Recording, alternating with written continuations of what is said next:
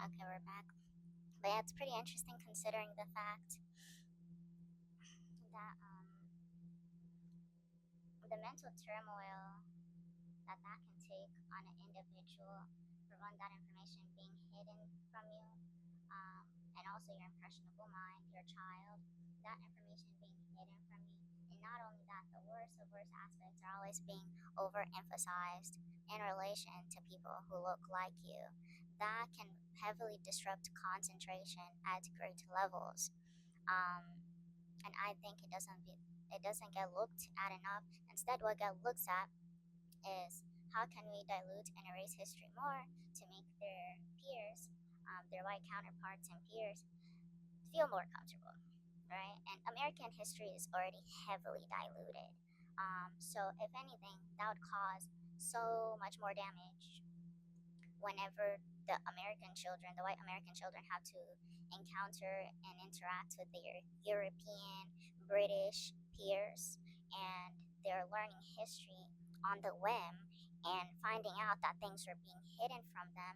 Not only that, some of the things might be things might be information that is essential even in their beingness, as souls. This is why we tune in to news broadcasts and free press, is because we want to know what's going on in the current moment, in the here and now moment, right?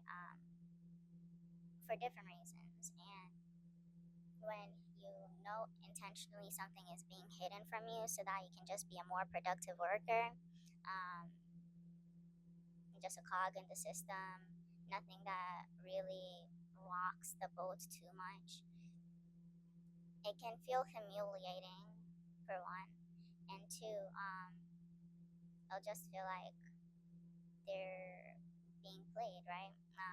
The government's playing on their face, because it's not like the government's giving you everything your ancestors had. Prices are high, slave and gig economies are literally for everyone, um, regardless of your color. The greedy get greedier. So, what does the truth cost? Why not tell the truth, right? As well, going, this is going to be a little sidebar, but regarding gig economy, it's not, when history is covered, it's not something that is avoidable given the residual energies there. The bodies are still in the graves. The rotten fruits very much visible, whether it's from the aroma of the air or how labor laws are implemented in certain districts, right? In certain states. Um, and us immigrants, we're highly attuned to worse problems. So whenever we recognize these patterns, we just straight up recognize them. It's not a thing of over personalization or having a chip on our shoulder and wanting to blame people. We just see the things for what they are. And I find it comical that a group would think that it's our responsibility to shelter their feelings and emotions, given that we haven't had that much relative interaction with them to begin with. We don't know y'all. We just met y'all. Can we get to know y'all? Are we in good company? So that's more so the questions we ask ourselves as people who migrate legally, and it's even harder for people who migrate illegally, whether they're Colombian, whether they're Afghani. People have their reasons, but their life is way more difficult. And these are the realities of life. These are the things we have to reckon with.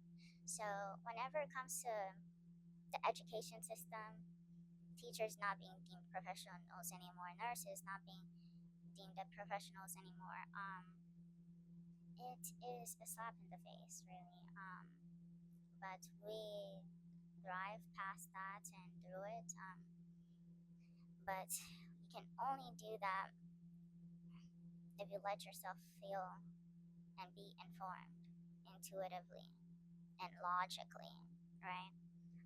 Because that's the only way chaos can be vanquished and dispelled. And you can have a sense of calm. But what I noticed is that many might not talk on this, especially my African American peers, because for one, everybody has household complications.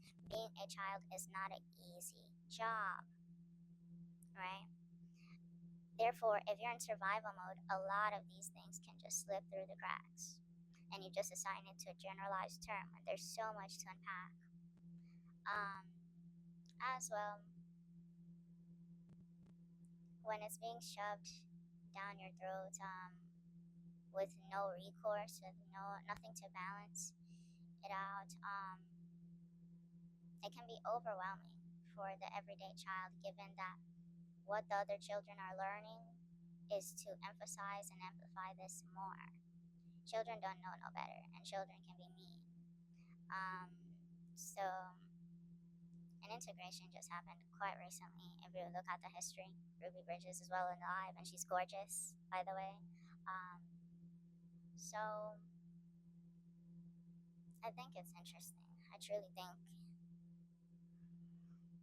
that we can benefit more from informing ourselves on these things, and that the energy is always going to speak for itself. I did gig work for a good bit in the South, and places that would be considered sundown, or considered sundown back, down there, it's hard not to ignore whether it is. Well, for me, honestly, I'm usually in good company whenever it's grave sites of fellow melanated beings. But whenever I drive past trailer park esque um, communities that are all white, and their grave sites are near prisons and whatnot, the energy there would be so ugly, so dank, so viral, like a virus. And you can just feel all those unsettled souls screaming at you, angry at you, not knowing that they've passed probably. And I find it, in a sense, comical, because that is exactly what life is trying to teach us. If you stay in a loop, you'll stay in that loop, you'll stay in that cycle, right? And some things hold us down way more than they uplift us. And I think with the lie of racism, that is what that is. It's a mental hijacking to join a hive mind to feed a beast. America being that beast. Or Baal, Moloch being that beast. Um, but yeah, also hurts people. So within all this, right, and knowing that our trauma is not unique, why not tell the truth? Why not? And I commend the South American and Latin American anthropologists and international anthropologists for highlighting something that is buried, basically.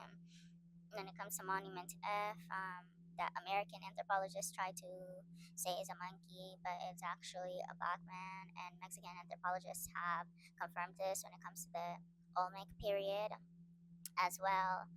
For our Pacific Islander brothers and sisters, Melanesians, and Fiji Islanders, a lot of them, when I meet them initially, they look mixed. They look what one might call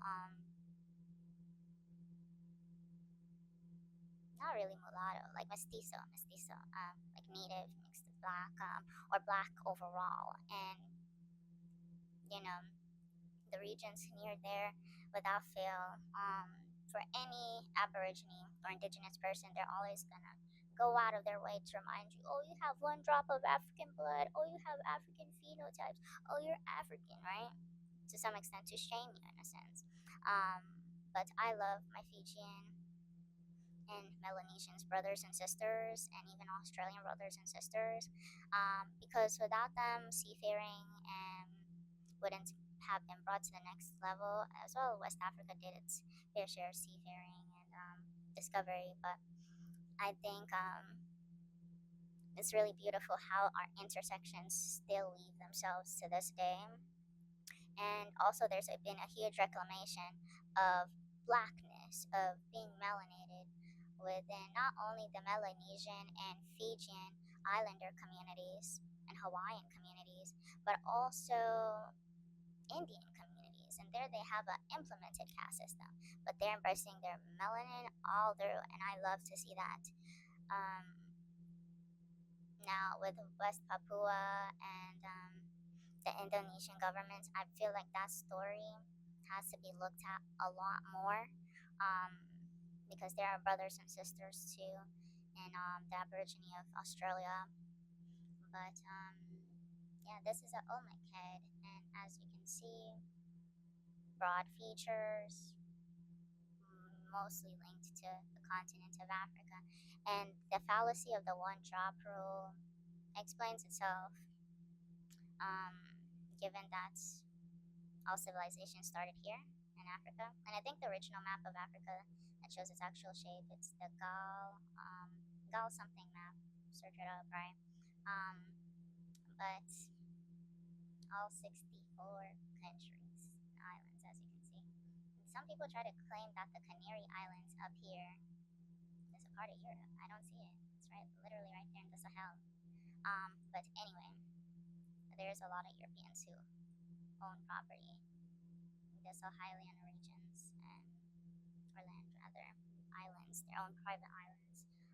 But anyways,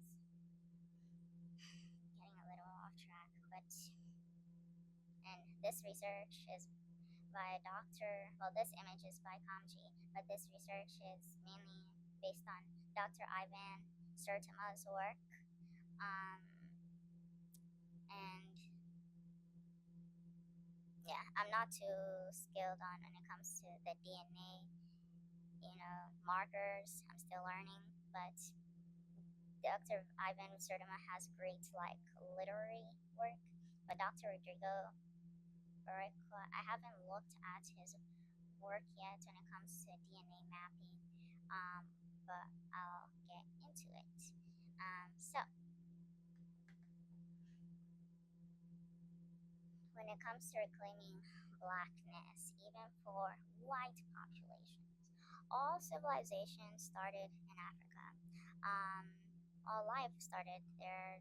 Africa is the most genetically diverse region on Earth, and actually had the first rainforest. The Amazon was expanded on, of which it was already a habitable environment to be a wider rainforest, but also within the Caribbean and the Amazon, Europeans kind of exploited it for genetically hybridizing fruit and making banana plantations. And obviously, banana, and you can look at the Chiquita company if you need some historical referencing for this.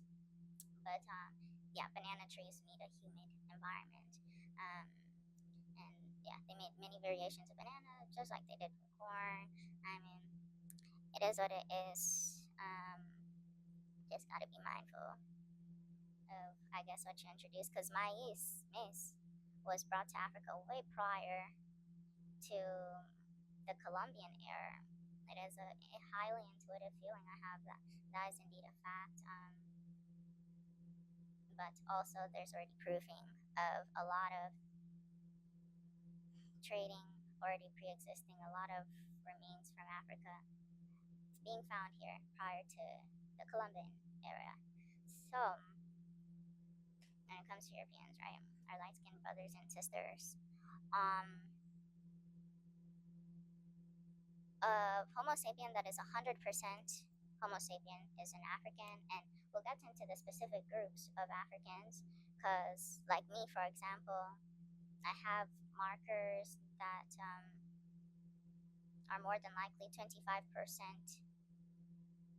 not Homo sapien, just like many people on Earth.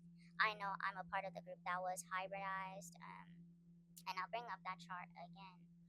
But being that the Khoisan are the oldest traced group, they were hybridized between one of the Homo sapien groups that evolved spontaneously with Homo naledi.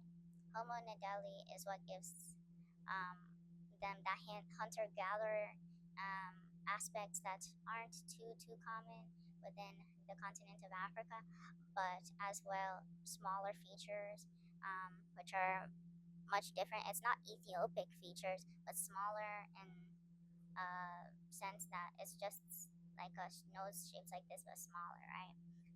Ethiopic, it's kind of like a broader bridge. And then there's also the Arab bridge that Somalis have, of which Somalis are the progenitor of the Arabian Peninsula. Um, Hagar, mother of Islam or Ishmael, was a Somali. Um, so let me pull. Actually, I have it downloaded, but same thing with Europeans. Europeans have a 25% marker, at least if not more, of not Homo heidelbergensis, oh, Neanderthal. So the ancestor of Neanderthal is Homo heidelbergensis. Um, the interesting part is that Neanderthals are still considered Homo sapien, but it seems that Homo heidelbergensis is the ancestor in some cases of both Homo erectus and Homo um, and Neanderthals, as well as Denisovans, I'm pretty sure. And to this day, there's so many hominids that are being dug up, like Macedonians, Hobbit, yeah, all over the world. So there's no telling how many hominids roamed this earth before Homo sapiens and even whilst Homo sapiens were alive. But with our European, our light skinned brothers and sisters, right? Um, they, I would say 25% Neanderthal. Unless an African is mixed, they don't have Neanderthal DNA in them. Um, and that's where America is kind of an exception because Africa already had all this fruitfulness. And my hypothesis slash what I surmise is that um, Europeans saw this and tried to replicate that in the Americas. I don't know if that's true, but given the pagan aspects and the Christian demonology books um, of what they're getting down with when it comes to the richer families and stuff, and also their obsession with reincarnation or bringing a specific ancestor through a human vessel. Um, it could back that up. I haven't done conclusive research on that. That's just something I surmise. And also Yahweh, the war god. Um, I think it explains itself in a sense without me getting too deep into it. Um, but whilst worshiping that war god and goddesses, they would take it upon themselves to appease the ancestors of the people they encounter, to kind of have that ancestor work in their favor during war times. But I digress. That's why cosmology is so important. West Africa has done a great job preserving their cosmology, so kudos to them. Um, but the only other group that I've seen or read has Neanderthal DNA are Asians, but it's very small. And some say this is because of Genghis Khan and invasion. I'm not too sure if that's is the accurate description because also there was a Greco like Buddhist period, and I think that was before Genghis Khan. I could be wrong, um, but there are invasion classes within every continent. Um, Now, but yeah, the cultural differences are always going to be cultured in terms of how people carry themselves class wise and what they consider noble or classy. Um, but yeah, with the one drop rule, it's really, I'm getting back to why it's a fallacy. It's a fallacy given that, for one, it takes what the European world has found is 3 generations to wipe out, I guess, what could be considered an indigenous marker, whether it's an Africanoid or Amazonian markers as well. A lot of the Europeans in the Americas are admixtures of Germanic, Anglo-Saxon, Nordic. Not only that, many in the Appalachia, at least Either they are or their grandparents are one fourth, right? One fourth Negroid, one fourth, well, more than likely one fourth Negroid because the natives, unfortunately, a lot of them did get whitewashed. So it's kind of a reverse thing for them. That's because of rape.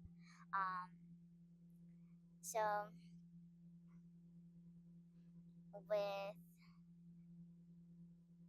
Europe, it was different because they mainly traced their lineage to the patrilineal line, and even a mixed woman giving birth in their hospital was highly looked down upon, to the point that even if that mixed woman came with their partner and they were classified as free or whatever, they would be denied service, and a lot of them would die in the process of that.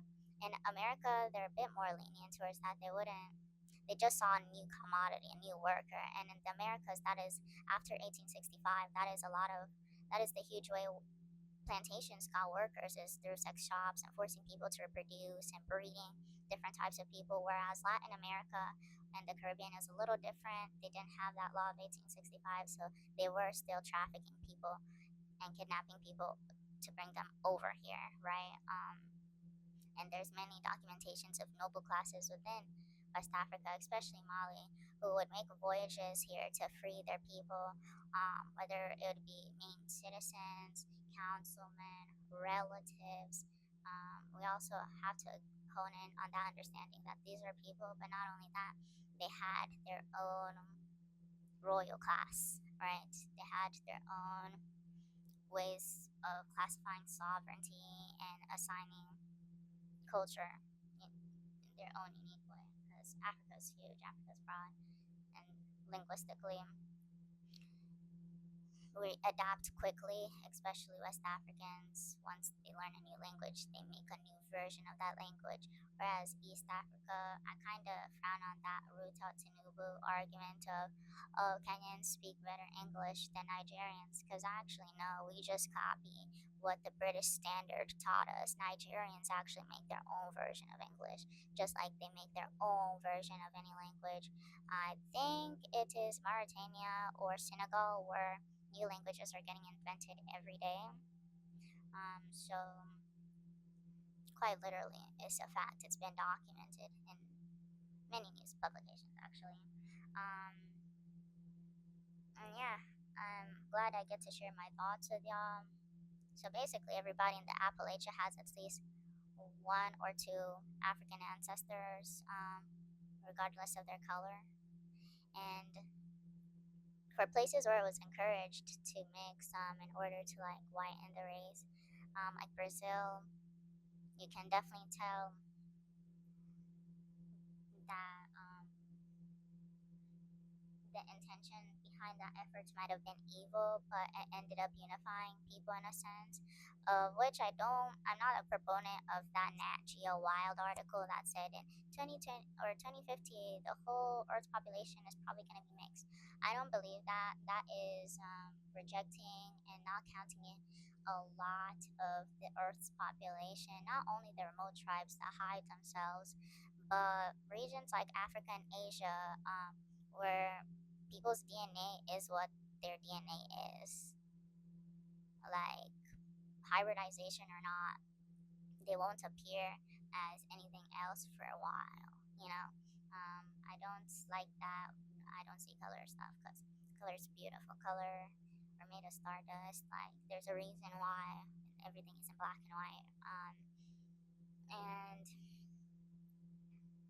yeah, everybody is hybridized. Well, most people are hybridized to a sense.